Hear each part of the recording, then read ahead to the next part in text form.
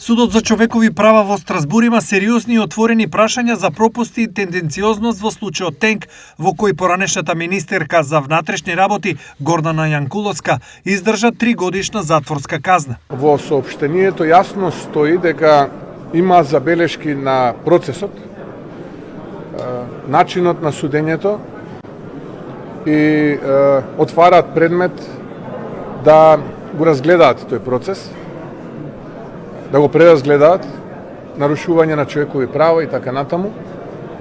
Ке потсетам дека за овакви и слични случаи ние веќе подолго време зборуваме. Според Мицковски, ова е само еден од примерите за сринатиот авторитет на правосудството и носење на политички наместо правни одлуки. Тоа се овие судии кои што мала им е платата, сакаат двојно, тројно поголема. Партиски октруирани и заробени од страна на претходната влада. Малкумина се, ќе повторам, конкретно овој случај, видете кој го водеше, тоа е случајот Тенк, и видете каде се наоѓа тој судија денес. И не престанува тој судија. Сега ги атакува пензионерите за линеарното зголемување на пензиите. Сака тоа право да им го одземе. А од друга страна бараат двојно, тројно поголеми плати, а гледате какви пресуди политички октруирани носат.